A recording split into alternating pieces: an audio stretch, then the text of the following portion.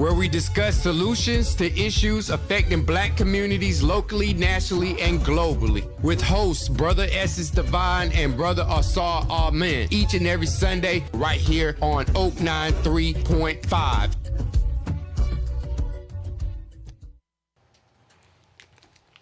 Peace to the elders, the ancestral giants. Peace to kings, queens, and royal families all over. And peace to you, brothers and sisters. You tune into Oak 93.5, Africans United Know Thyself Black Power Radio. With director and founder of KCSSU, the Honorable Brother Ausar Amen. Anakasa, a BB Fahodie, African liberation, black liberation, African power, black power. For every black man, woman, and child on the planet, we are the original people. I am the original man. I am a son of Africa. Peace to the listening audience. And also director and founder of Riley Pat, my sister, Dr. Kimberly Muktarian. Good morning, everyone out there in listening land. I hope your hearts are open and ready to receive, because we have a treat for you. Mm-hmm.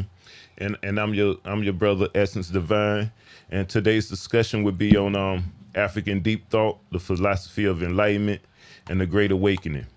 African deep thought sees knowledge as energy, something that's applied to heal, uplift, and restore balance. It's spiritual, holistic, and it seeks harmony between the seen and unseen, balancing material life with divine law. So let's dive right in. So, sourced by M. Keith Claybrook Jr., an associate professor of Africana Studies of California State University, where he teaches classes on history and the social sciences. He states, the recent increased attention given to understanding racism, critical thinking, while critical white studies and anti-racist politics must also include an investigation and critique of European thoughts and behavior as it relates to theories and approaches in academia in general, and critical thinking, specifically African deep thought. So what is the purpose of African deep thought, and why is this key to liberation for African people? African deep thought is first and foremost understanding that we are spirit and all is spirit.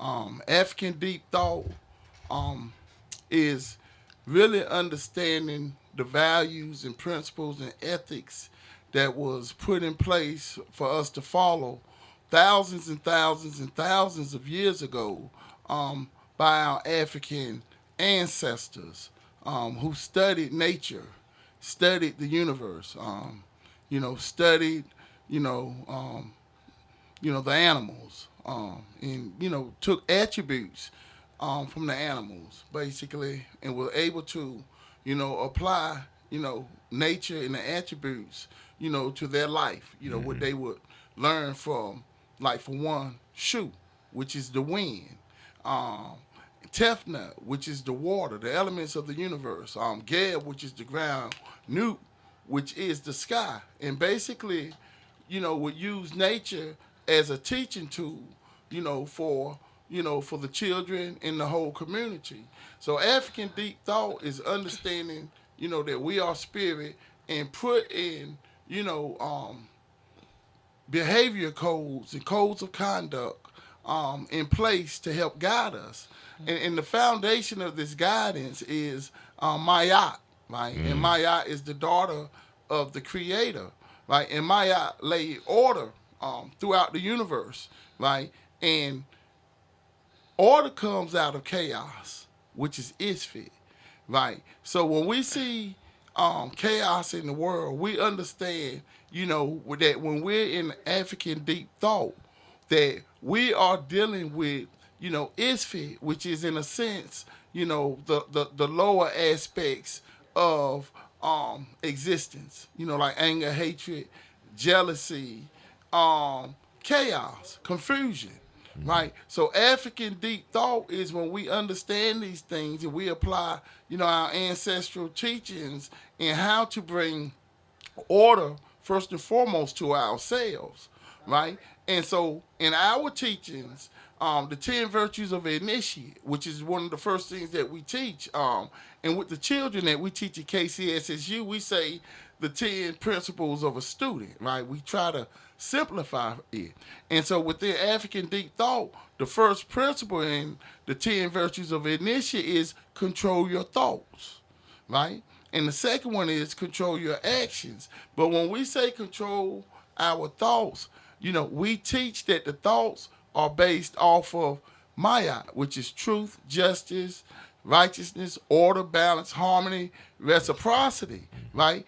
And so we understand also that Shadi, which is spiritual investigation, right, is the highest endeavor in life.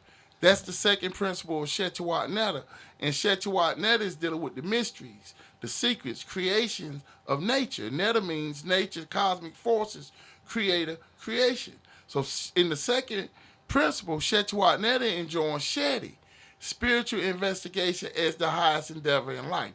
So when we're talking about spiritual investigation, right, we're dealing with the spirit. We're dealing with penetrating the mysteries, right, of Simatawi, which is teaching us about the wisdom teachings, right, which is one form of Shadi, to strengthen our minds, right, to investigate through the wisdom teachings.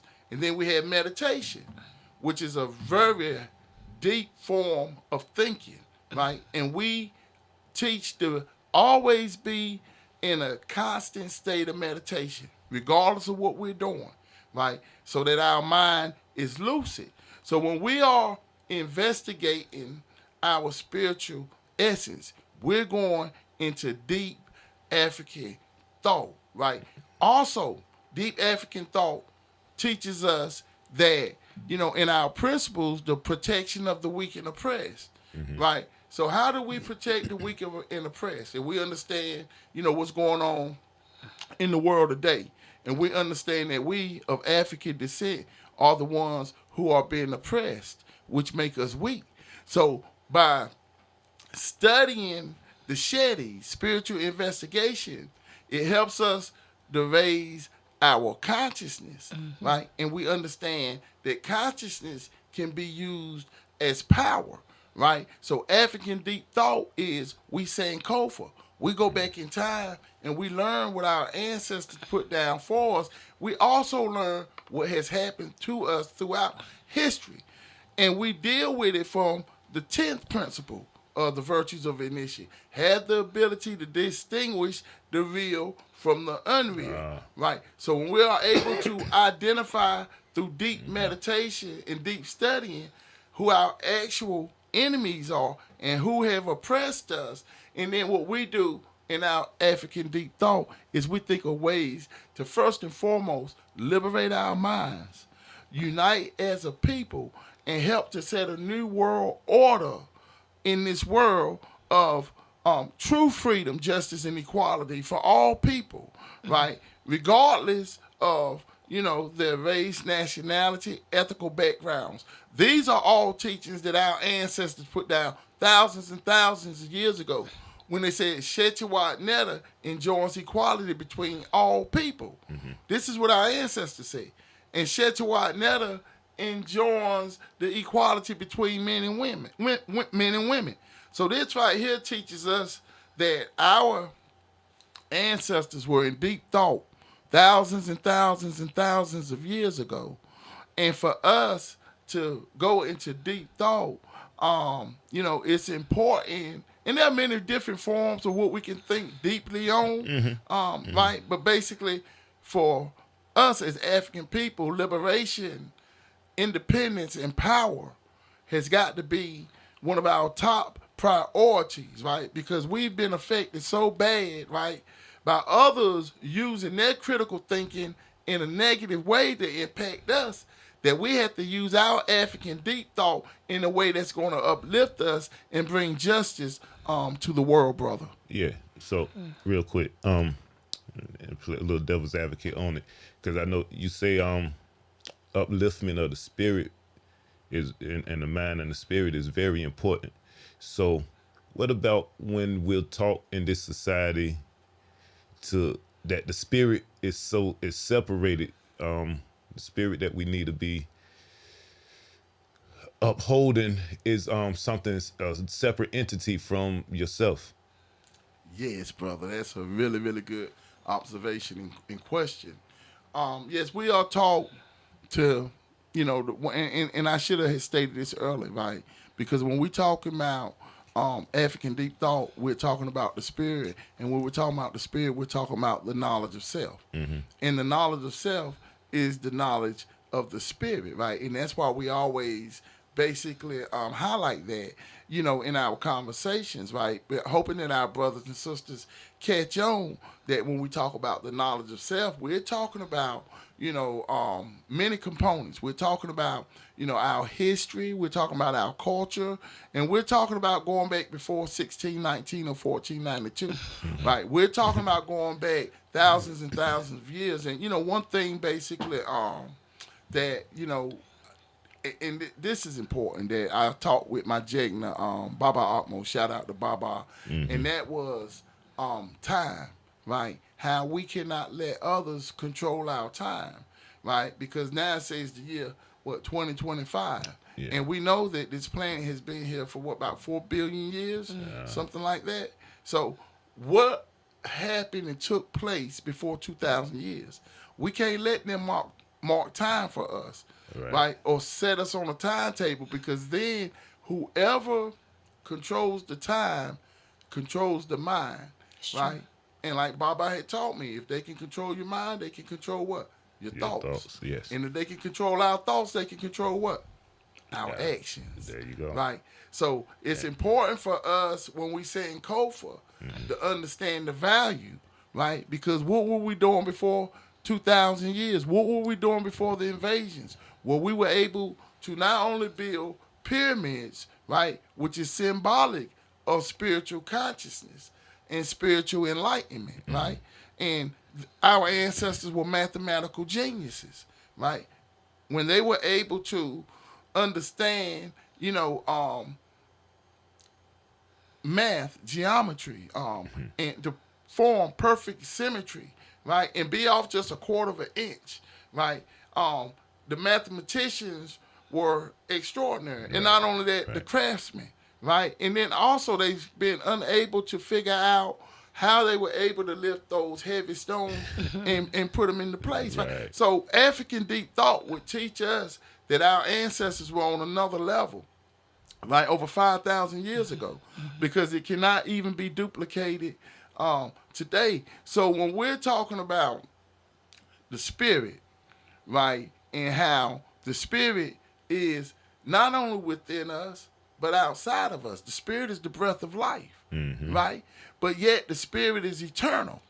And that's why it's important for us not to let people make time for us, because we understand eternity, which our ancestors call hate, right? Millions and millions of years.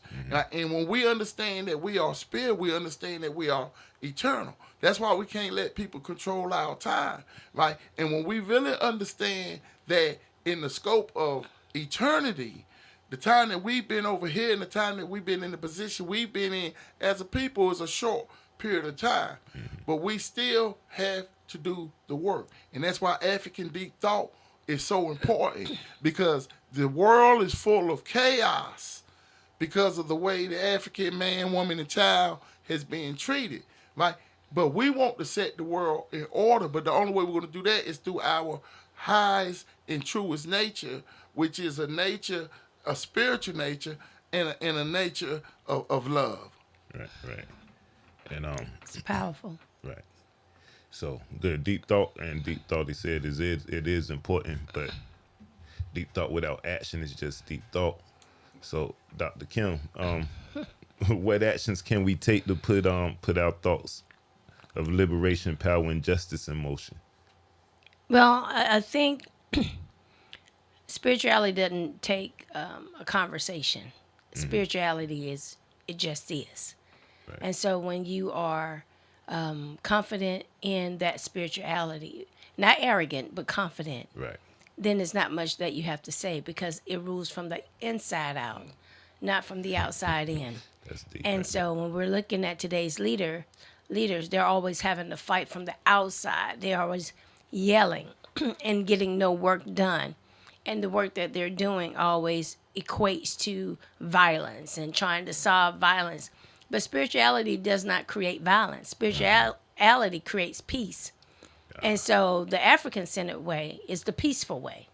And so that is why we don't do well with war. And mankind was never supposed to do well with war because the higher power actually gave us everything that we needed. So who are you going to war with? Hold on one second. Can I say? That's African deep thought. That's right African there. deep thought. Yes, Yes, sir. sir. Yes, indeed. And so, you know, in the creator's world, in the world of our creator, there is no such thing as robbery. Because guess what? You don't own nothing. So what are you trying to take from somebody, something that even you don't even own? You're here on borrowed time. We're just generational passers through, and we give our knowledge to the next generation. We can't will anything. That shows you how sick the Western culture is, because they even believe they can own people. See, the more you fight over things that don't gold, you can, just the simple elements tell you that gold itself will outlive all of us. You can melt it down, you can make a car, you can make teeth, you can make whatever you want to out of it. But you really don't own gold. When you leave, you would disintegrate, but that gold will be left behind. Still keep producing itself. It is right? still, but even if it's in the ground, that's where ashes to ashes, dust to dust. And I think mentally we get ahead of ourselves because we think that our intellect makes us more powerful than God. And then we start this battle, really, with telling God that these things that he's so nicely given to us actually belongs to us. No, they are for our enjoyment and our pleasure and our need as we survive on this earth. And I don't want to use the word survival because we're not beast, but for humanity's pleasure and longevity on during the time, like Brother Ausar would say. But none of this belongs to us. We're all on borrowed breath. We're all with borrowed, physicalities. And when spirituality helps us to remind ourselves of that. It says that we are loaned, and that if that's the case, then I better get busy trading what is good and what is profitable to the whole of humanity and the whole of creation, not just my selfish endeavors. And that is what African-centeredness is. It is the whole. And if we remember, even Africa itself, we talk about Africa as a continent, but actually the Creator made Pangea. Yeah, That's right. Okay. Yes, indeed. Yes, To limit to even say Africa is short-circuiting the power of who our Creator is, because he demonstrated oneness and spirituality when he created the world. He made one earth.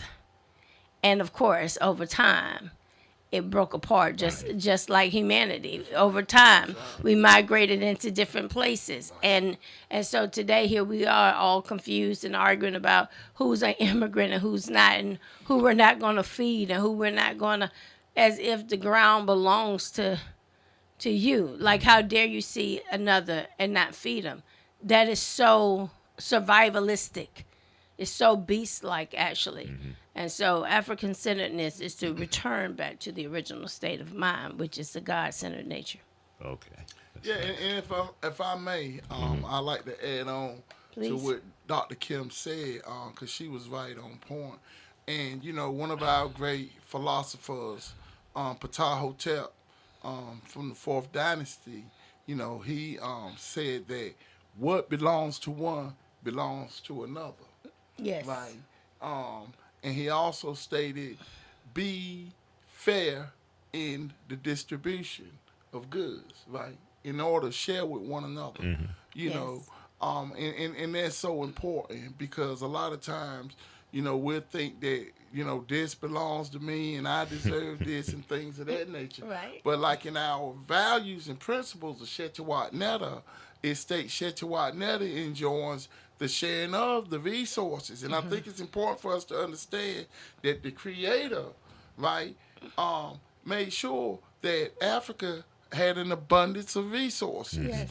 right? And I think that, you know, it's important for us to understand because we get caught in the poverty mindset, right? And we get caught up in the process thinking that we as a people don't deserve anything when we really deserve everything. And the Creator made sure that we had everything in Africa. And that's why the invasions of Africa, which are still going on today, is so important for us to pay attention to.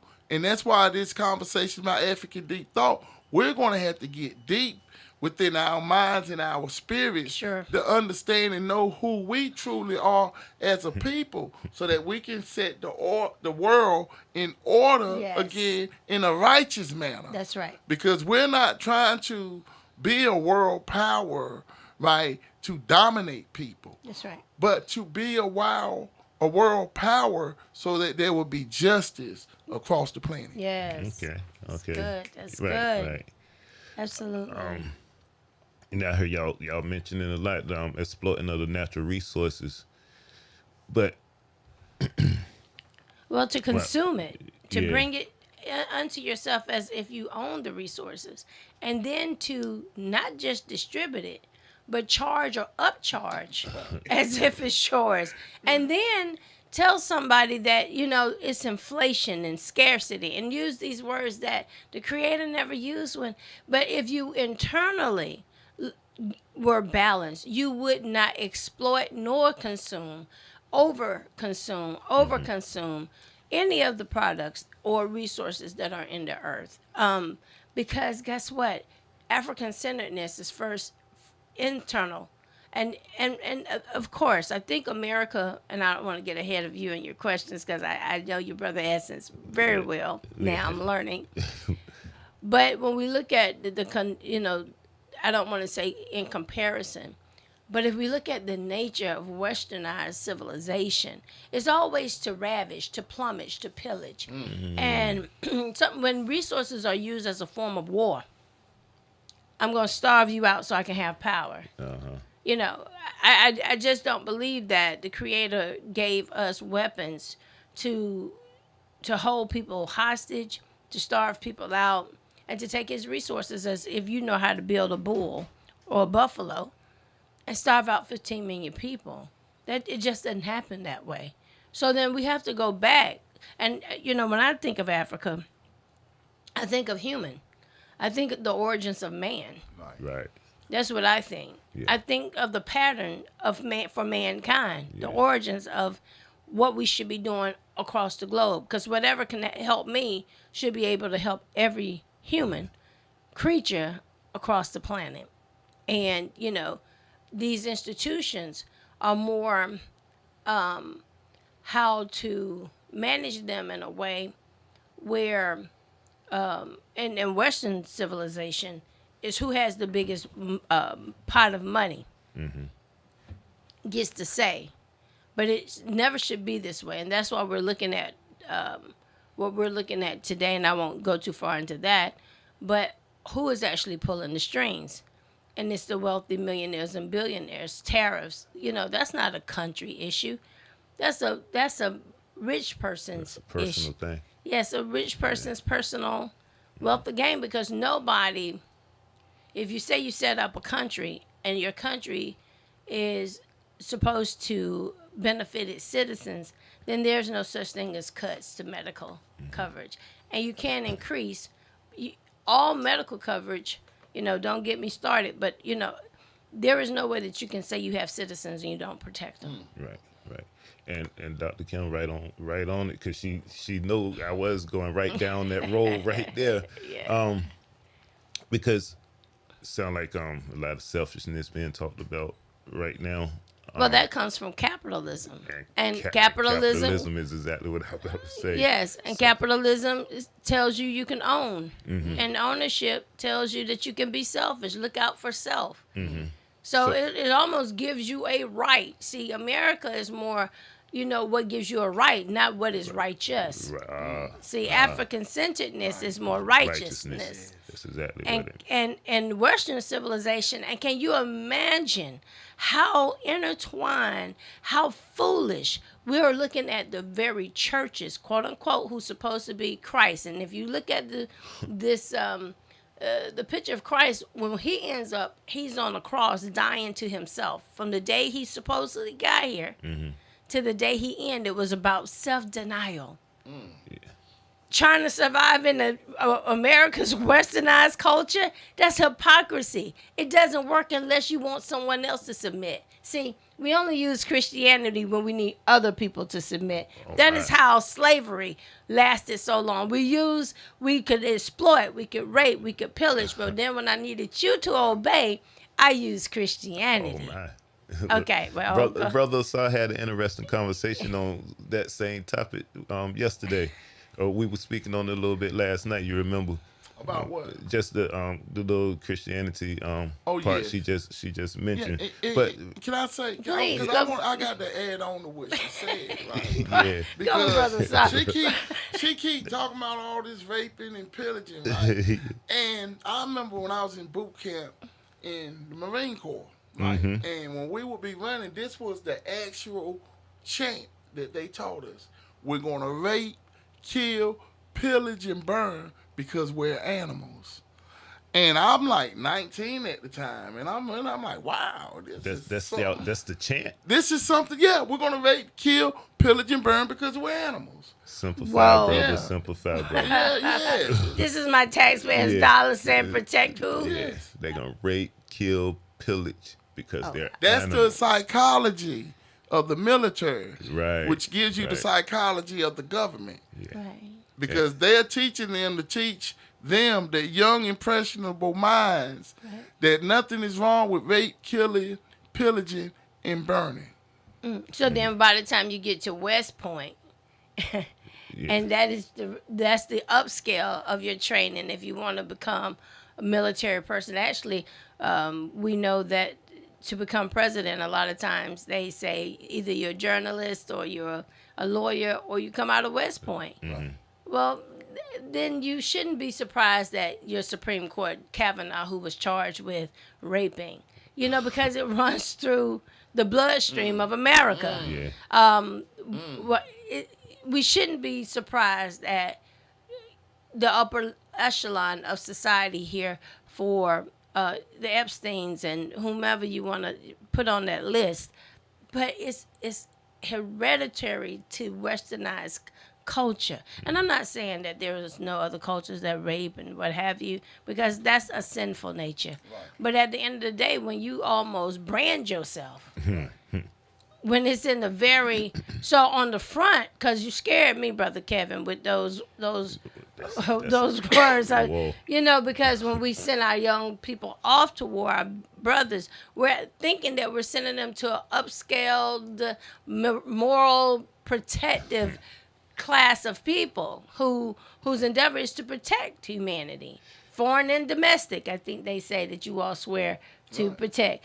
But then we find out that it's saying I have a license, basically, because I have a gun, training, and the government's backing to do anything but protect. Okay. Get out there and kill. And we can get on this institution talk on. We need to set up a show where we can talk intertwine the institutions together, because all institutions pretty much intertwine together. And I'm speaking about hospitals, military institutions, schools. I'm just talking all institutions because they do intertwine. But I want to get back real quick to this deep thought and the critical thinking. And critical thinking is the ability to effectively analyze information and form a judgment about it. And to think critically, you must be aware of your own biases and assumptions when encountering information, and apply consistent standards when evaluating sources. And we was pretty much down these roads, so I wanted to get back, try to pull us back to it. What is the contrast between African deep thought versus Eurocentric critical thinking? That's for me. Both, all of us. Oh, okay. Yeah. Well, the difference is And because I have been hearing people speak on critical thinking for a long time, right? And I mean, I hear a lot of our brothers and sisters talk about critical thinking, right? And critical thinking is really it's deep thought, but it's not. See, our African deep thought is based off of values and principles, right? Like Maya. So we weigh it on the scales of Maya, right? And the scales of Maya is when the heart is weighed against the feather of Maya, which stands for truth, right? So our deep thought is based off of what is truth, what is just, and what is righteousness. Now, when you're talking about critical thinking, a lot of times the critical thinking from a Eurocentric perspective is used for isfit. Wicked means spiritual wickedness, because not only do we have spiritual goodness, but we have spiritual wickedness, That's right? true. And it's That's like true. when you understand how they were able to make atomic bombs and drop them on Nagasaki and Hiroshima, right? And that was, it took critical thinking to come up with those type of destructive weapons, right? And also critical thinking, for instance, the miseducation, of black people, African Americans, or like Carter G. Woodson said, the miseducation of the Negro. Those are things that are put in place from critical, deep thinking on their part, but it's not used for justice, truth, or righteousness. It's used in a negative way. So there's a lot of times could be analytical and technical, and not based off values. Not saying that some of the critical thinking that's done from a Western perspective can't be positive, right? Because critical thinking skills are necessary, but with us, we want to term it something different. And like I say, I had a problem with it because I know that it's deeper than that. And so I had, spoke to my Jagna, Baba, right? And, Baba, he was basically, he said, well, they can call it critical thinking. They can call it whatever they want to. So I knew that it was something deeper coming from us, and it's African deep thought, right? And when we understand from a critical thinking part on their end, it's always been to oppress African people, right? That's right. And we can go to the Constitution, right, which basically gives us the evidence, but we don't need that evidence from the Constitution. Just the invasion of Africa in itself and the capturing of us, it took a lot of planning on their part, right, to go over there and transport millions and millions of Africa. So they had to think deeply on that, but their critical thinking was done in what? A negative way that harmed us. So when we understand that their critical thinking and ours is different, ours is based off of knowing that we are spirit and based off of Maya. So we have to be able to counter, the things basically that they come up that's going to harm us. We basically talked about quite a few things on their part, like the American Psychological Association, who wrote an apology letter to the Association of Black Psychologists, telling how they intentionally misdiagnosed us and gave us, psychotropic drugs that would harm us. Tell it. Right? So on their end, it was done deliberate. So they really thought about these things. So what we have to do in our African deep thought is say, okay, we can, and we should have already been known we can't trust them. But for some reason, we always want to find a way to think we can trust them and that they're going to change and we're going to be able to hold hands and walk down the street one day. Well, can I say something, Brother Ausar, in combination with what you're saying, which is powerful about what we think versus what we should be thinking. Right. When we talk about critical thinking, we should be talking about what it means to critique something. Mm-hmm. And we're so busy trying to be like, assimilate, and, survive. Because basically, when you don't think critical, you're thinking, let me try to be like them and hopes to survive. Right. That's right. So we're never on the offense. We're always on the defense. And you cannot score, I heard.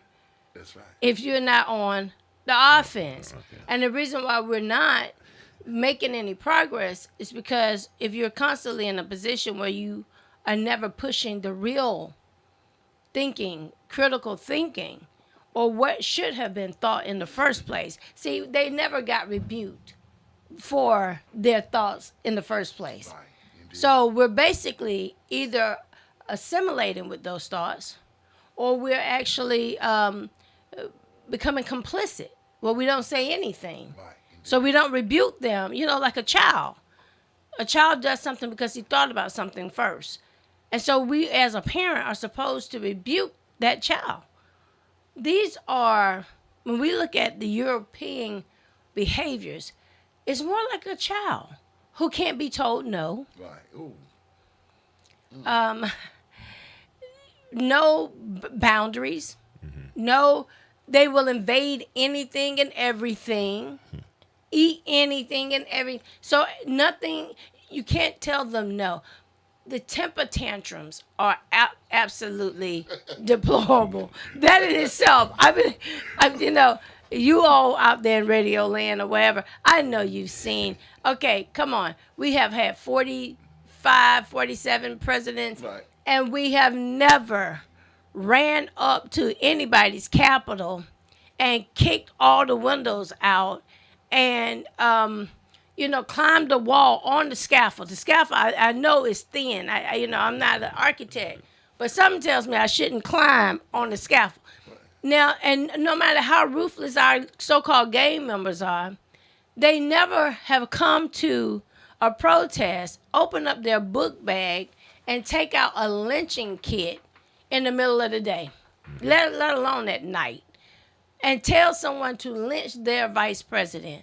So the behaviors of someone who is not critical, when we're not critiquing, then we're accepting. And that is a huger problem when we have become so docile. And it becomes this way only because they have military power. Mm-hmm. And military power is, whether you see the gun or not, is their way of saying we are a unified front that says you will think how I tell you to think. Yeah, cause that's exactly where I was coming at again. Like, Okay. So if society thinking for us, we don't think for ourselves. We don't think for the universe. Well, right. We don't, because it's just not enough for us to think right. Right. We have to make sure the rest of the world is governed accordingly. Right. And when I say ourselves, I'm always I'm always on one accord with nature, with the universe. That's Absolutely. when I say myself, or knowledge of self. It's always on one accord with the universe and nature. Good. So we're not thinking for ourselves, and we what they told us, what society told us to be. How do we get to knowing ourselves, or get to thinking for ourselves, critically or deep thought, African deep thought, either way, like we're just not thinking. Well, are we allowed to think, or are we already told what to think? That's why, go for it. And I remember so candidly, George Floyd's death is a marking point for me, because I remember everyone coming out with, our corporation is going to do this, and everybody signed up to behave. We're going to be the good white people and the good corporation. We're going to hire them. They had it all figured out, and then when there was nobody to hold them accountable, we allowed them to have so-called self-will to do this. Mm-hmm. And before 2 years was out, people was pulling all of their goodness off the table. Mm-hmm. And they went right back to their rogue legal behaviors, their allowances to be brute, to be selfish, and to legally do so. And see, in spirituality, there is no law but to love. Right. Even in the Bible, it tells you that the ultimate law is love. Yes. So then if you need a law, and I always laugh at America because they have an act for this, and the Civil Rights Act of 1812, and here we still are uncivilized. And then we have an act to vote. Now they're fighting over voting rights, the Voting Rights Act. And so all of it is a big act. Mm-hmm. because what I should want for you is what I should want for me. Why would I work so hard to deny you in the first place? I'm not waking up early making you keep count jelly beans just so you don't vote. I mean, get out of here, grown people. And then you pass this behavior on to your children, Right. and you wonder why they go into the school and see how many people they can shoot up. Okay, come on, America.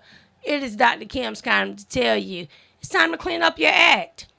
Or just get yourself together and get some spirituality about yourself, because you're looking real brute and you've given yourself. And then the very people who promote you having a license to be brutish, you're dependent on them to change the game on brutality. You cannot. Police brutality is what it is. Police brutality. And there's a license somewhere for them to be brutal. Yes, and I feel like, when we look at institutional and systemic racism, to me that's a stark admission on the government's part, right? Because for you to have systemic racism and for that not to be illegal lets Right. you know that in this country racism is legal. Yes. And racism is a part of the institution. But like Derek Bell said, in critical race theory, right? 'Cause he did a critical analysis on the laws and the policies, right? And he said the permanence of racism, that is permanent, right? So in African deep thought, we're going to understand this on a whole nother level. That there's nothing that we can do that's going to appease, the European, where they're going to really accept us and basically put us as true, what we consider to be citizens in this country, right? And it's outlined clearly in the Constitution, right? So when we're looking at African deep thought, right, we're going to look at the behavior Yes. and evaluate the behavior and not go for the empty promises, Right. of equity and fairness and justice. That's true. Right, and freedom. And it takes African deep thought in order for us to truly deal with these situations. We've had ancestors, great revolutionaries and scholars and activists who basically formed, Pan-African conferences to talk about these type of issues for African liberation. Right. Now, when these brothers and sisters were getting together, they were in deep African thought on how to liberate not only Africa and the Africans, but also the Africans in the diaspora, Yes. right? So I think that, when we're talking about African deep thought, we have to understand that, we've always thought on a deep level. And that's why, one of the first things that, the enemy did when they captured us was to attack our minds. Because, like Dr. Amos Wilson says, and I love the quote, the wealth of a people is in their mind. Yes. Right? So they want to keep us discombobulated and keep us in chaos. But remember, as I stated earlier, Maya, right? Out of chaos comes what? Order. Yes. Right? So when we listen and follow the ways of our ancestors and understand African deep thought, understand that we are spirit, we're dealing with the spirit, we have foundational pillars that we weigh our thoughts on, right? Are our thoughts true? Are they just? And are they righteousness? And do it benefit the whole? And I think that, when we understand African deep thought, we understand that that's what it's going to take for us as a collective whole, to have a collective consciousness of liberation, a consciousness of power, a consciousness of justice, for the whole planet. And we understand that the only way that that's going to happen is for us to be at the head of the table when it comes to world power, right? Our enemies know this. That's why, one thing that they never really want to give us is reparations. It's a reason for that. They will admit to their wrongdoings, but to repair the damages would be just too much for them. Right. Exactly. Because it'd be too much like doing right. One thing I know is But they profit, brother, off of the pain and the brokenness. capitalism. You don't have a system unless you are breaking a people. And if your whole entire system is based off of how can I break a person and make money off of that brokenness, then why would I want to repair? Why would I? I mean, you look at it, the education system, miseducation of what? Black people, of our youth. It's been going on for 100 and something years. It ain't that it can't be fixed. It can be fixed because our children can learn just like we learn. Right. They don't want to fix it because they profit off of the miseducation with the school to prison pipeline, right? With the psychotropic drugs, right? The American Psychological Association, they already admitted what they've been doing. Yes. And they continue to give them drugs once they're locked up. You know, and I mentioned this before. When they say pill line, pill call, everybody run to go get that medicine. Sure. Whether they need it or it's not really. funny, brother. But anyway, you know, so it's an attack on our minds. Absolutely. And that's why African deep thought, right? And that's why meditation is important as well, right? And that's really deep thought, right? Where you go to Sakeh Aru, you know, the land where nothing grows, the fields of reeds, or Sakeh Hotel, the fields of peace, right? When you're in a deep meditation setting, and you're basically, you know, not only you're going over the teachings, but you're also, you know, strategizing, putting plans in order, and basically penetrating, you know, the mysteries and the issues that we face as a people, right? And coming up with questions and coming up with, ways to educate the children and educate the community. And that's what it's going to take. And it takes a collective consciousness in order to do that. And, it's so many distractions, which basically is a plan of the enemy to keep us from having that collective consciousness. And during my studies, I found that, some of the modern day philosophers, they have what they call a phenomenon that's considered collective stupidity, right? There you and go. Come on, brother Ausar. This is in opposition of, what they consider to be critical thinking and what we would be considered to be African deep thought. And what they consider collective stupidity to be is saying not that the people are stupid, but they're not thinking for themselves. They're just going along with the crowd. Right, if everybody, it's for survival. Yes, and it makes them feel safe. And listen, and it's a false value system. Ooh. It's a false value system. Yesterday, first of all, let me give a shout out to Miss Dawn. I believe her name is Dawn. Dawn Murphy. Yeah. Dawn Murphy over at Raleigh Millbank. Some of you all know it as Raleigh North Apartments.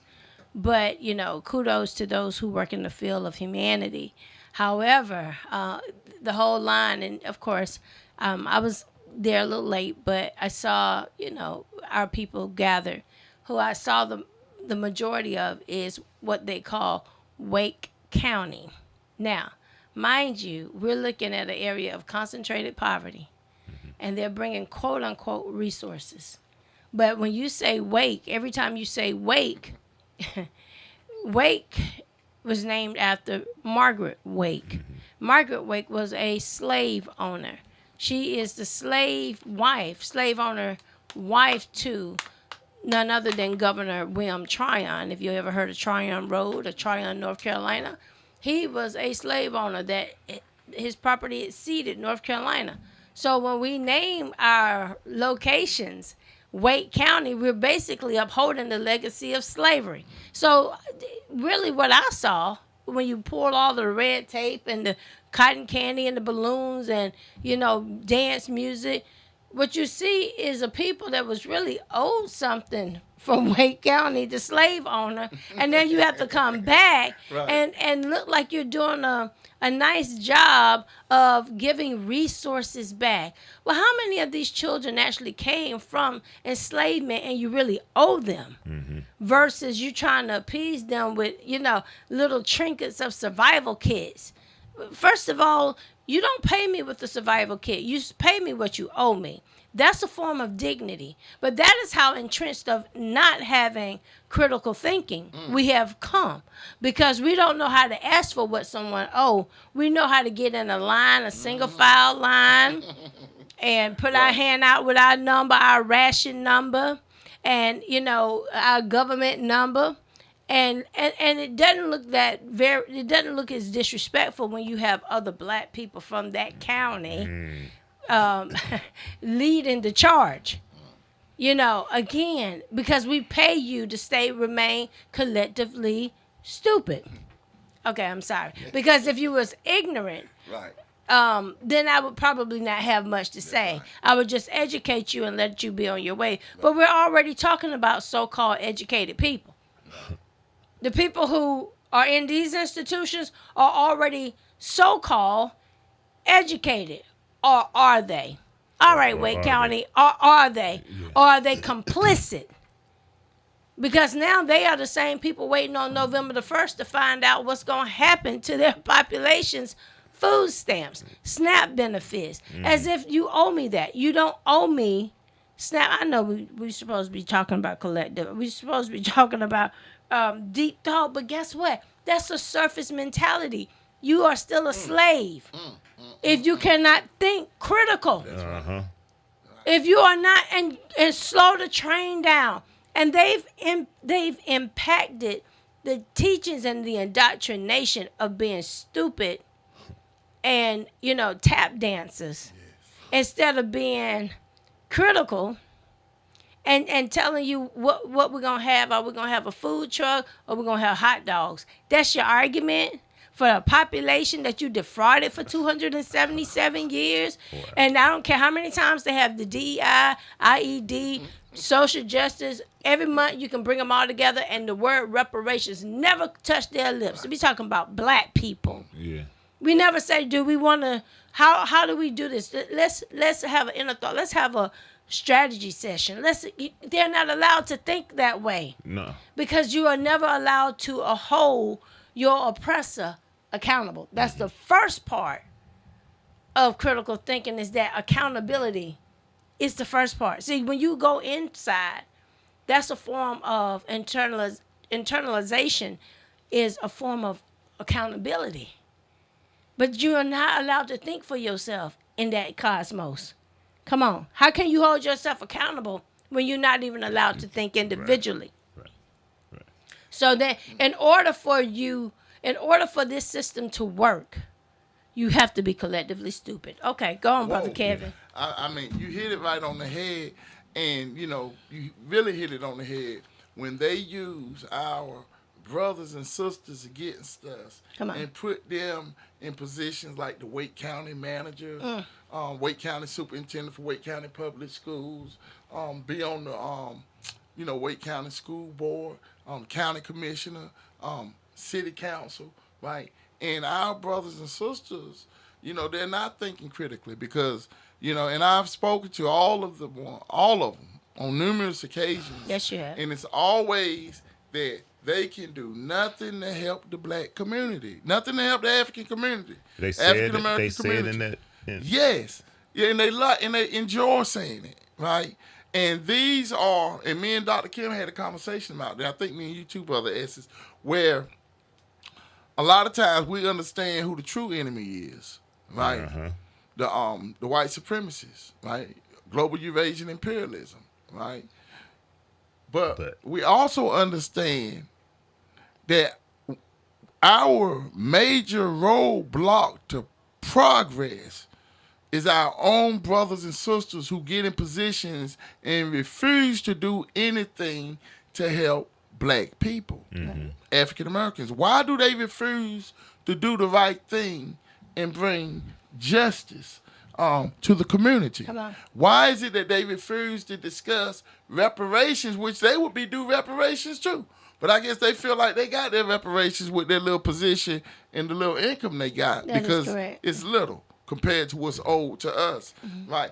And I think that, one of our major things is I think we hold back too much on addressing the issues that need to be addressed. Number 10, in the virtues of initiate, have the ability to distinguish the real from the unreal. So when we can see what's real, that they're really basically stopping progress because they'll use policy and laws to justify the things they are doing. But let's do what's right. That's Right? And if the policies and laws are just and right and righteous, and then let's work to change them. But a lot of times they won't work to change them because they are what's called the gatekeepers, right? And they are the gatekeepers to what? The white supremacy, because they agree with white supremacy, right? And that's why one thing I always point out is the boule, the fraternities and the sororities, right? Who have adopted a Greek philosophy, a Greek psychology, which is anti-black and anti-African. So that's not deep thought, and that's not critical thinking. Because if they would really go into African deep thought and understand that African deep thought is the knowledge of self, and understand that the knowledge that the Greeks got, they got from ancient Kemet, they got from Africa, and took it back, right?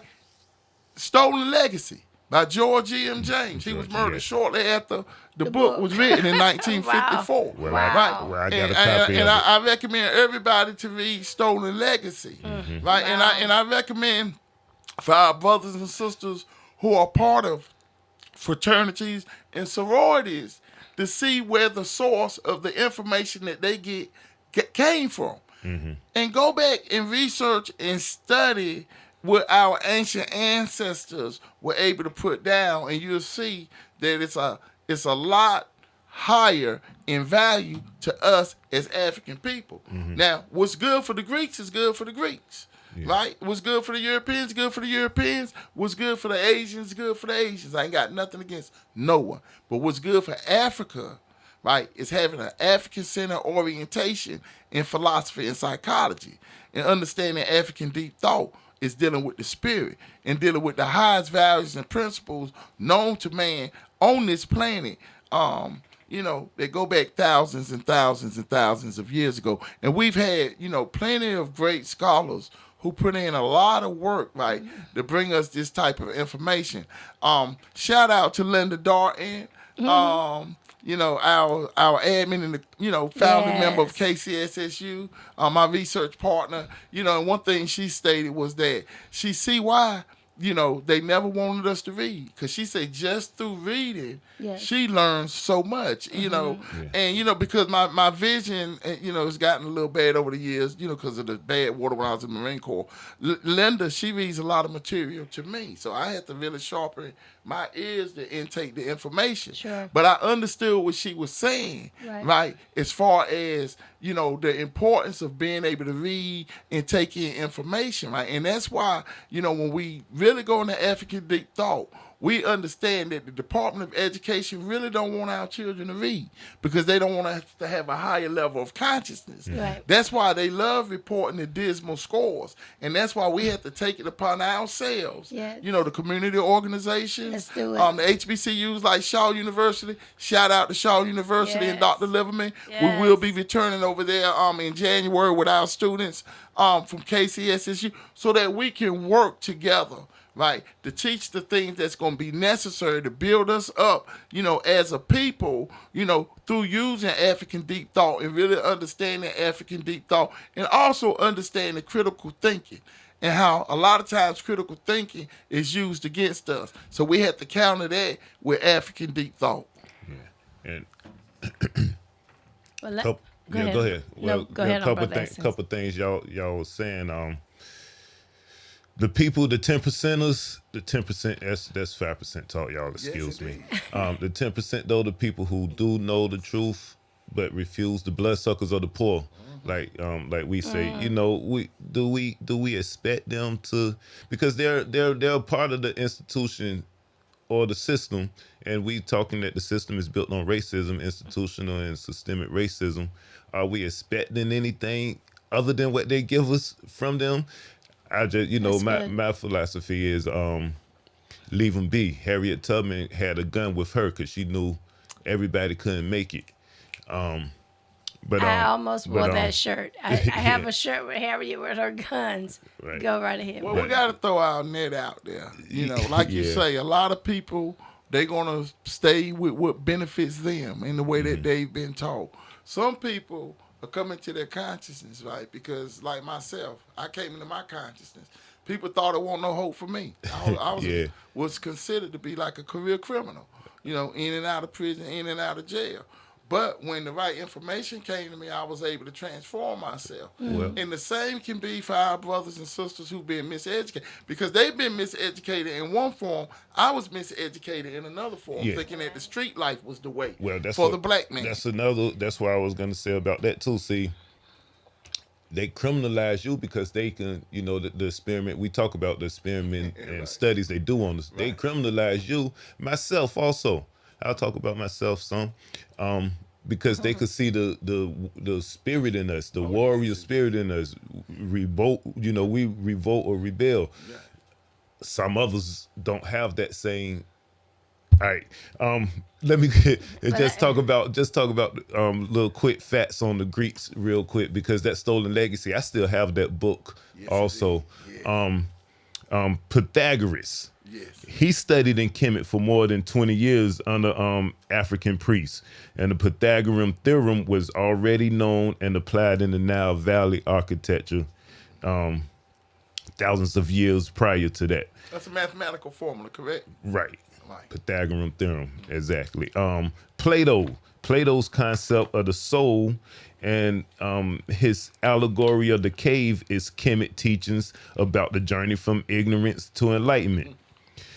Socrates, his moral philosophy reflects the principles of Maya, of righteous thoughts and righteous actions. And also, you know, Leonardo da Vinci, Aristotle, the list goes on and on and on. And my apologies, Dr. Kim, I know you want to get some in. No, go ahead on, brother. That's good groundwork. Brother saw he started talking a little bit about some distractions just a few minutes ago. Can you share with us some of the distractions and obstacles that prevent us from doing a deep dive into African deep thought, Dr. Kim? Well, I think we touched on quite a bit of it. And one of the key components is survival and control. Yeah. So if you're constantly in survival, then it's very difficult for you to focus on internal things because you're so busy handling external things. And when you can't pay your light bill and you're trying to get your children, you know, all of these forces that we're constantly having to jump hurdles over, most people don't. And then remember now, the black church was given, quote unquote, Christianity on this side to basically just weather slavery. It was never to manifest God. It was never to embrace God for who he really was to us. It was more of obey your masters, for this is. Can I cut you off real quick? Brother Essence, real this quick. is the three-pronged show here. Right. I want to real quick, because what you just said. Do they do you know first? Do they teach the Christianity differently from the black church to, you know, any other? Well, you know, here's the thing. I think Christianity for America is a brand. It's really not a religion. Okay. Because they couldn't believe half of the stuff that's in it. You know what I'm saying? Okay. They if that's the case, America flunked Christianity if it was a class. But it's used to make people docile and make them more obedient to humans than to God himself. So obey your masters, but then if God tell you to run off the plantation, you actually violated the law they just made. So, you know, at the end of the day, it's about power and control, which to me makes me wonder as a critical thinker, why would we want to be equal or included with that? See, once you starve people for so long, then you make them feel inadequate, or you make them develop this inferiority complex. So then we have to now want to be included with you. And we need you to make a board to make us included. And we need you to make a law to be included. You know, all of these things are just sort of fascated or created as some kind of a falsehood narrative. If you did all these things to me for 400 years, tell me why would I want to be with you? Right. Exactly. Why would I want to be included? I don't care if you call it DEI. Sounds more like DIE Right. to me. That's right. But because this is come from survival mentality. This is what happens when you starve people out so bad that, or deprive them so bad, which is a form of warfare, psychological warfare. Right. And then you come back and then you punish them for wanting to have DEI. So now you cripple them and say you can't live without us. Or when we say we don't want to be around you, we don't want to be integrated. Watch this. We don't want to integrate with you. But if you build your empire too big, we'll come and burn down your church, your school. And so now you force us into forced integration. Integration, right. So now I control you so much that you have to be with me just to keep me from burning down. Because who would burn? See, these are psychological hoops. This is a power struggle. And really the Democrats and Republicans are nothing more than psychopaths and those who chase them. You know, she had said something about, running off the plantation, if God tell you to. But that was Drapetomania. If you tried to run and escape from slavery, they consider you to have a mental health illness. It's in the GS1 book. Right, it's called Drapetomania by Samuel Cartwright. They say he was a doctor from Louisiana. There you go, and with a license. And like, as if he was top notch with a degree. Right. This is who you worried about merit. This brother got the merit to come up. I mean, come on, it's crazy. Go ahead, brother Kevin. Yeah, so I just think that when you just look at history, and the way that their critical thinking, they had to come up with something that if you try to escape, that you had a mental health issue. And like what you're saying now, Dr. Kim, as far as, if we go and build our own, they'll come and want to destroy that. What? Because it's like, they can't live without trying to oppress us. They got to have somebody to try to explore. And more than anything, and we've touched on this a couple of times today, the capitalism. They have to capitalize off of us. Mm-hmm. When you look at the prison industrial complex, right? And all of our brothers and sisters that are locked up across the nation, right? Yeah. We were not born to go to prison. Right. So that right there lets you know that this institutional racism and systemic racism is serious. And if we continue to have discussions and we can say institutional racism like we ain't said nothing. It's true. Systemic racism, we ain't said nothing. It's true. It only applies to one people. Right. And that's us as black people, as African people, as African Americans, right? So when they're talking about institutional systemic racism, they're just saying that we are going to continue to do what we've always done to y'all. Racism, and Dr. Kim, this is how me and Dr. Kim started working together. Yes, sir. From a couple of years ago, Department of Justice had an event, United Against Hate.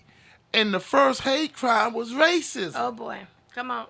Right? And they talked about the Jews and the Holocaust Museum they went to every year, which was a hate crime. They talked about the Asian crime bill, which was a hate crime. They talked about the LGBTQ. So when they finished their presentations, I raised my hand. And I asked the question, is institutional and systemic racism a hate crime? And they looked at each other and they said, no, we only deal with individuals. But you just got through talking about the Jews, that's right, the Asians, that's and right, the LGBTQ. They're not but when allowed. it comes to black people, it's on the individual level. Because then you would have to admit that institutional systemic racism is a hate crime. And it will be illegal because hate crimes are what? Illegal. Hate crimes are illegal. Institutional systemic racism has to be illegal. And this is why African deep thought is important. Yes. Because we take these issues into meditation and we don't just ask the question one time, just like the question, was slavery legal? Legal to who? Right. You can't own people. Right. How you gonna own a person that came from the Creator itself? Right? a straight lineage, us being the original people on this planet. All other people coming from the black woman and the black man. How are you going to basically say that I own this? Right? So when African deep thought, we have to understand that our enemies still think like this today. It's true. That they own us, right? And that they going to put us in our place. And that's why they murdered so many of our great revolutionary leaders like Malcolm X, Dr. Martin Luther King, and many more, especially all the ones in Africa. Yes. Thomas Sankara, Patrice Lumumba, Simone Michelle, right? And we can go on and on and on of the great African minds, right, that they try to destroy, right? And another thing we have to watch out for is propaganda. You know, because the propaganda is all over the place. You know, we had to watch out for the AI. I had a talk with a sister yesterday, right? We had worked on a project back in 2020. She's an engineer, and she was telling me about she's part of a think tank, right? An African-American think tank dealing with AI. They had a virtual meeting, right? I don't know how many it was, but in the virtual meeting, they had AI people, and no one could tell who was AI and who wasn't. Right. And the women were liking this brother, but he was AI. Right? Wow. And then they had a sister, right, on there who had attitude and everything. They thought she was real. It was AI.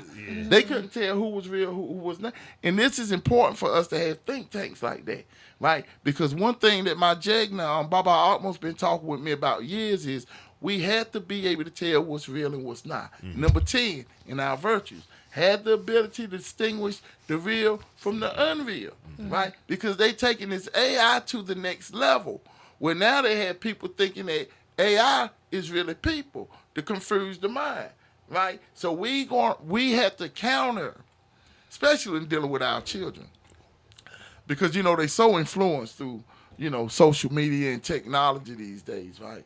And a lot of times we like to take up for technology and AI, and we look at it as progress, but sometimes it can take us back because we stop using our minds, right? And as me and Linda was studying and researching, we came across an article where they had some students use technology and AI to work on the project. Then they had some students to do it the old-fashioned way, go in the library, pull out the encyclopedias, dictionaries, and things of that nature, right?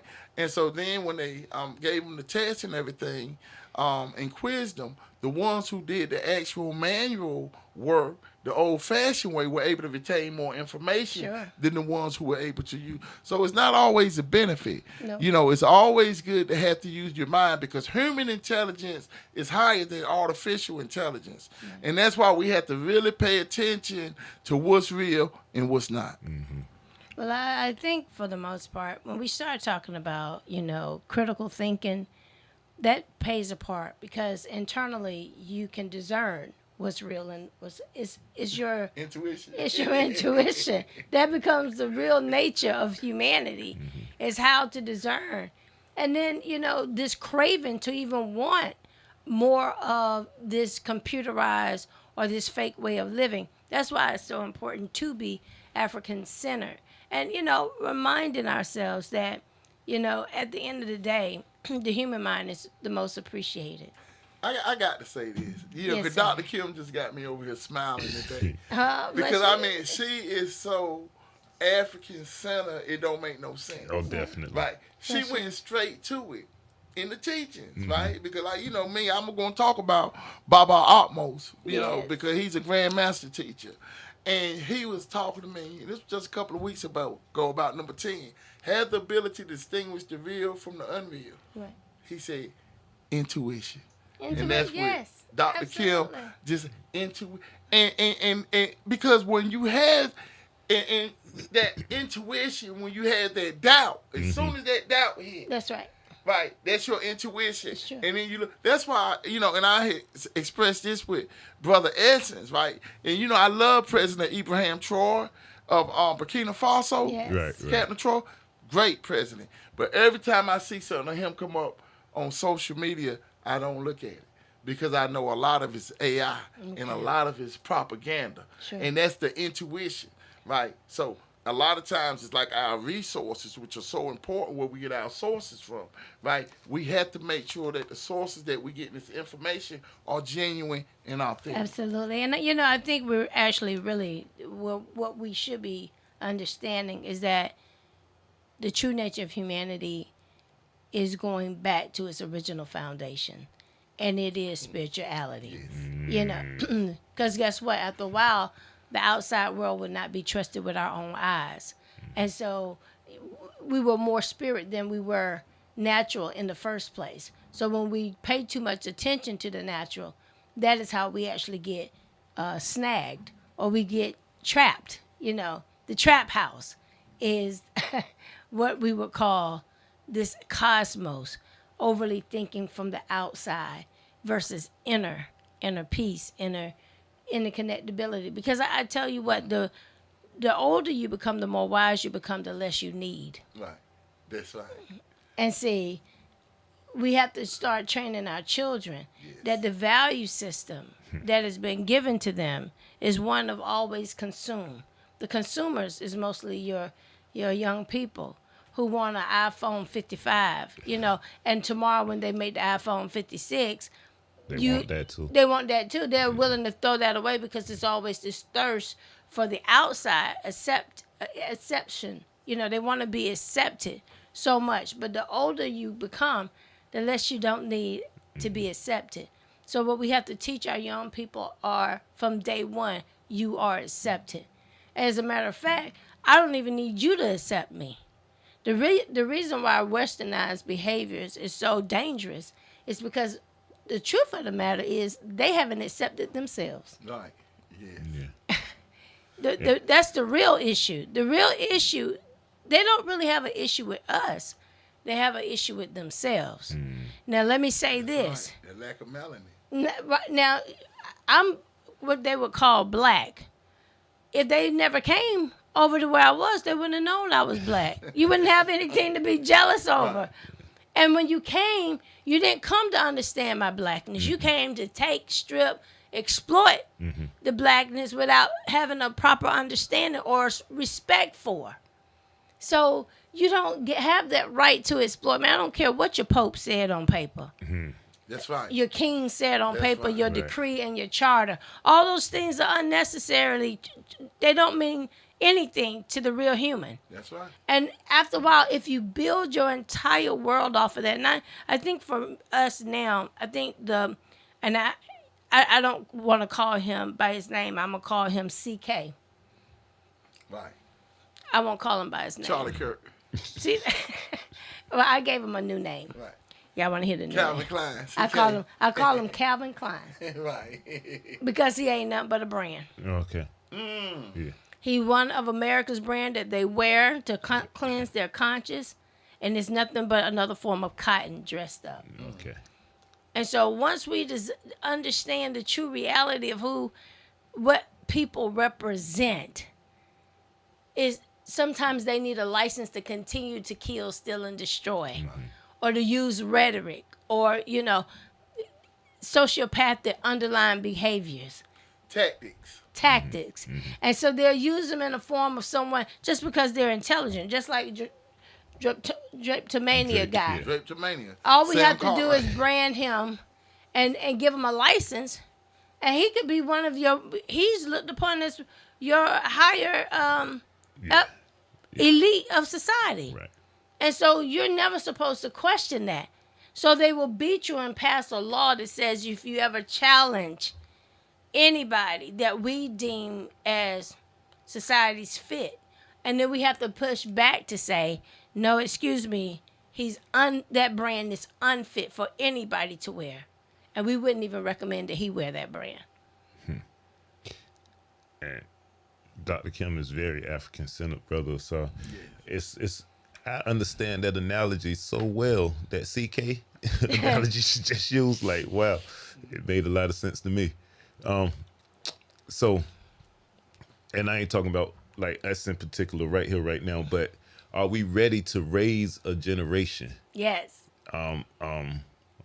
You know, do we have everything implement in place and set to raise a generation to be African centered or to move forward?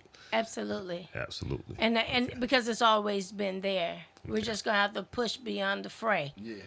And we're gonna have to push beyond the fear of survival, because the first recognition is none of this belongs to us.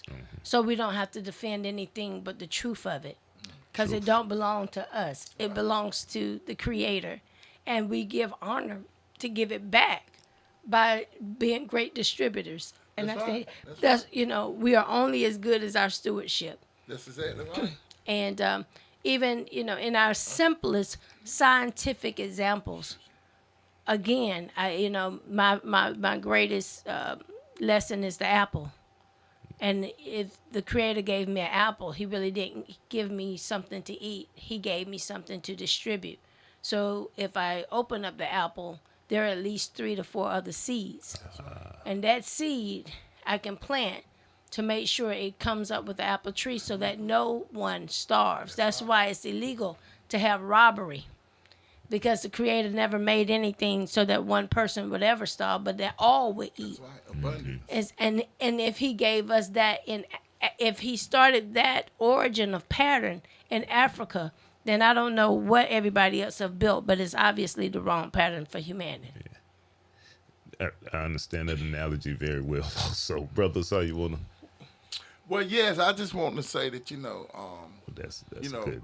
when we're talking about African deep thought and we're talking about the spirit, right, that, our ancestors, they were so deep that they were able to come up with 9 parts of the spirit in the different functions, understanding it won't but one spirit. That's deep thought, when you understand that, even the mind, how the mind, the spirit, is connected, but still sometimes you have to make a separation, because the mind is part of the ego, right? And like I had stated before, that the mind or the ego is what they consider to be the deathless snake. You can never kill it, right? Because it'll reappear. So you got to kind of make a separation and understand what's what. And that's why it's important for us to be able to slow our minds down sometimes in meditation and not react so much. And that's why the first principle we teach is control your thoughts, right? Because the reason you have to control your thoughts is because when you really understand the ego and the deathless snake, which is the mind and your senses, right? Somebody can say something to trigger you. And regardless of how developed you are spiritually, that snake or rear is ugly head. Oh, yeah. If it hits you. But when you understand the spirit and the mind and that we are spirit, right? We learn to basically take it in and not get emotional, right? We learn that emotions are energy in motion. So we let it pass through us, because if it stays within us, it burns us up. And that's why in our principles, number 7 and 8, number 7 in the virtues of initiate, freedom from resentment under the act of persecution, right? We have to be free from resentment. So when we let that energy, them emotions sit within us, right, it eats at us. It eats at our mind and our consciousness and our spirit. So we got to let it pass through. And number 8, freedom from resentment under the experience of being wrong. And we've been wrong as a people. Yes. Right? But we can't continue. We have to be freedom from resentment in order to move forward. That's right. But just because we freedom from resentment don't mean that we don't deal with the problem. That's right. We deal with the issue, right? And we deal with the issue from a spiritual way, right? And that is understanding that we are spirit and that our foundation is Maya. And we got to understand reciprocity in dealing with Maya, because Maya is about peace and Maya is about love. But when we really understand reciprocity, right, we have to protect ourselves as well. That's right? true. So if something is being done to us, sometimes we have to do it back, right, to put protection on our people. Because it would do us no good to stand on the principles of righteousness and justice and be slaughtered as a people and not protect ourselves. So sometimes that reciprocity got to be, you got to give the enemy back even more than what they're giving you. Yeah. Yeah. Okay. And okay, real quick before I go back to that, I want to know, they'll this institution thing, man. They're philosophers, they're great European philosophers. They all studied, which we just stated it. They studied in Kemet, in African. How do we get our people to understand that this is where, this is the foundation, this is where it's coming from, to enlighten themselves, to awaken themselves with, with our very own knowledge, with African traditional knowledge. Okay, the title of the topic of this show today is what? African Deep Thought, Yes. the Philosophy of Enlightenment, the Great Awakening, right? Uh-huh. Okay. We talked about African Deep Thought, right, which is dealing with the spirit, right? Mm-hmm. Now, the philosophy of enlightenment is the philosophy of Maya, right, which we go over every week. Truth, justice, and righteousness. To think Maya, speak Maya, and do Maya. It's our foundation of deep thought and spirituality, right? The Great Awakening is to know thyself. Shetawat Netta, the first principle. Shetawat Netta enjoins. The main purpose of life is the Great Awakening, to know thyself. Spiritual enlightenment, right? And that first principle, once we get that, all the other principles fall within that, because then we have the knowledge of self. Right? People talk about woke all the time, right? Think about the Great Awakening. That means what? To wake up, nihas, right? And you got to wake up a little bit at a time. You don't just wake somebody up with a suddenness. Right. You kind of gently, and that's with knowledge as well, right? We have to learn in increments. African deep thought, it takes time. You have to study and stuff, and develop yourself. It's a journey, right? Yeah. But African deep thought also can come in an instant. And it can come from any of our brothers and sisters, right? That might not even really be consciousness, because the ancestors are within all of us. And sometimes an ancestor will pick a person to send a message through that might not be conscious, and they have a deep thought, right? And it can happen in an instant. But to have that African deep thought on a consistent level, it takes shedding, spiritual investigation. It takes studying. It takes reading. It takes conversing the way we converse. And like Ptah said, right, one of our great philosophers, converse with the ignorant as well as the wise, right? Because knowledge can be found anywhere, even what at the grindstone by the maids, right? So it's letting us know that even when we look at our foundational pillars of Maya, right? Perfectibility, teachability, free will, divine image, and essentiality of moral social practice, which states that the only good that is done is the good that is done for those who need it, right? You look at number 2, teachability, which lets us know that everyone can be taught something and everyone can teach something.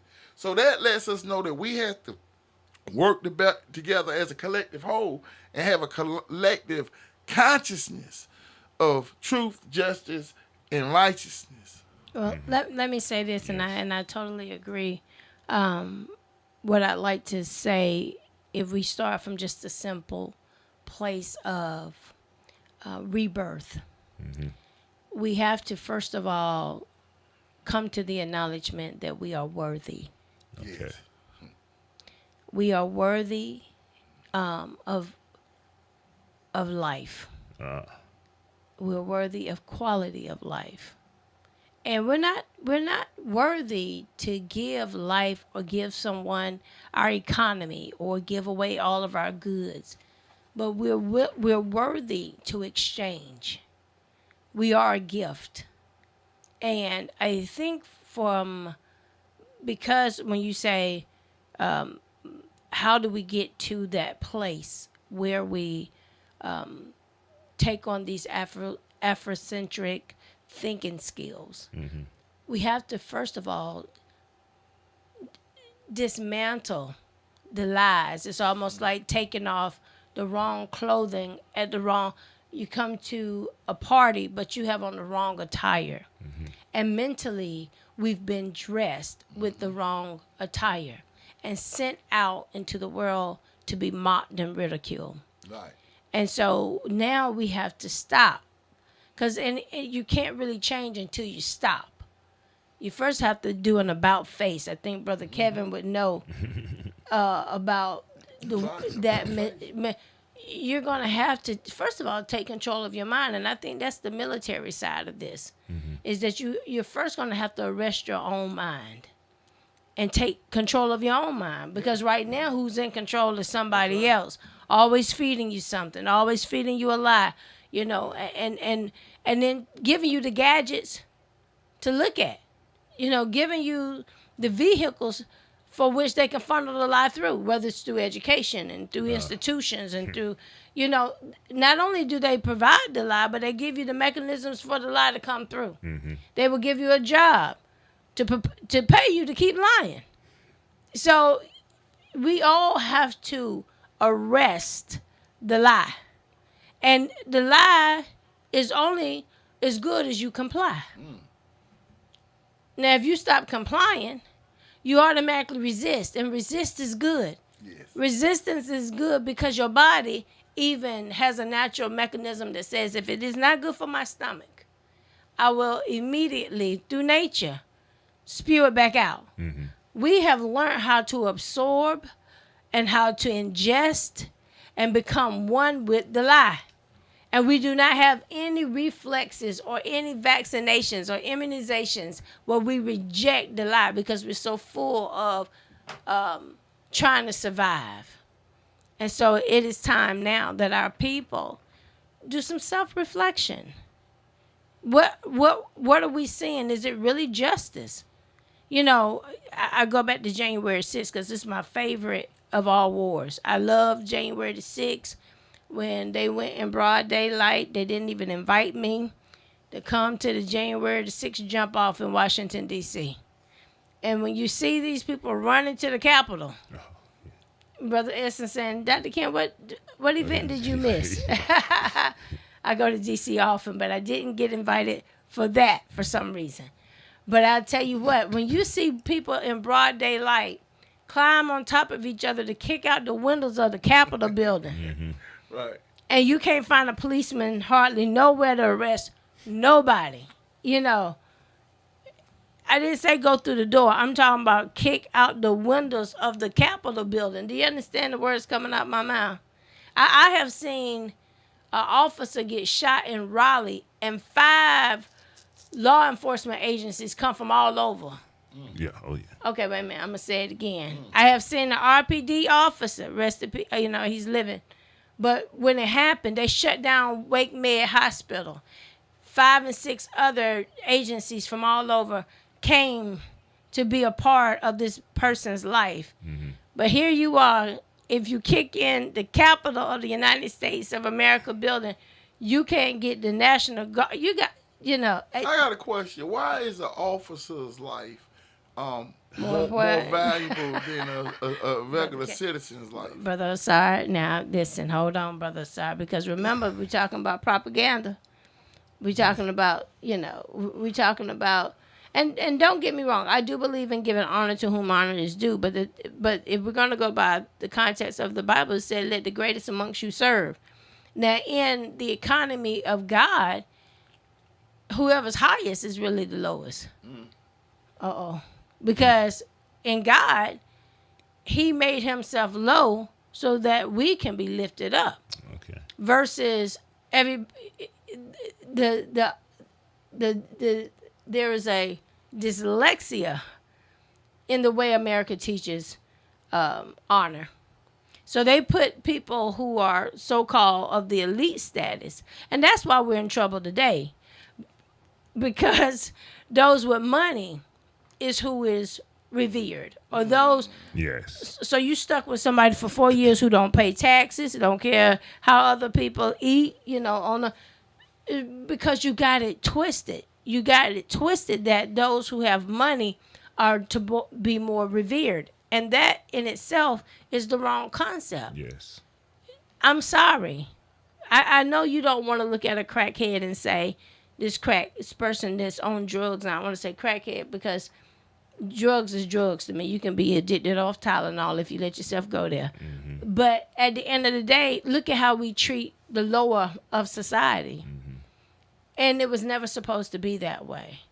But of course, when we take on this false value system, this is what we end up with. And now we're deceived because we allow the false value system, which is a part of money, which is about to be leaving. Even the person who makes a false value system for himself is rolling over to Bitcoin and making millions while he do it. And we're not watching the hands that shift things around. They're 2 steps ahead of us. And that's the other, brother, I'm sorry, I have to say this. That's the other lie. Because in their mind, those who have the money are the only who are worthy to live. So if we go back when I said you are worthy, well, if you don't get it right to think that others are worthy too, you may yourself become a multimillionaire and start thinking there's certain people don't have a right to be here. What happens when that is you? When you don't have the million? Right. That is why it's important to have African-centered thinking, critical thinking, because in your mind, you'll start thinking that you are powerful enough to erase who is worthy to be here or not. I know that's a fine line of conversation. But if we go back to Africa, Brother Kevin, and you start looking at USAID, the first thing he started doing, your resident, I don't call him president, I say resident because he done set up at somebody's shop under colonialism and imperialism. He's just a resident here. The first thing he started doing is cutting off aid that goes to your lowest population, which means in his words is basically saying we don't believe that you are worthy to live. Anytime I cut your food off. Right. Yeah. Starve them out. I'm gonna start. That's a war tactic. That's a war tactic. Exactly. Starve them out. And have we not seen these examples, brother? Yes, have we indeed. seen these examples before? It's a tactic that's used. It's a tactic to create chaos and confusion. It's a tactic created, that because they got the control. Once our brothers and sisters receive SNAP benefits or any other kind of benefits, like you say, and that's why these conversations are so important, because we have a lot that we have to think deeply on. As far as all the issues dealing with healthcare, education, just dealing with, even economics, economy. Definitely. Right? And how, understanding capitalism. And I'm glad capitalism keep coming up on this show. Come on. Because a lot of times we'll believe in capitalism and don't even realize that we're being capitalized against. Yeah. We think that because we got a good job making so much money that we are a capitalist. No. And that's and that's how they deceive us, right? And we also know that they are really good at deception. So they'll paint a picture, and that's propaganda. Where they'll make things look so good to us. We get us, any type of nice car that we like, a nice house, and we think that we now made it. Yes. And that the laws of racism don't apply to us, but they do. They do. And I think that and looking even deeper. I think that, those who came before us, our great ancestors, ancient ancestors, and even the recent ones in the 1700s, 1800s, 1900s, and the 2000s, right?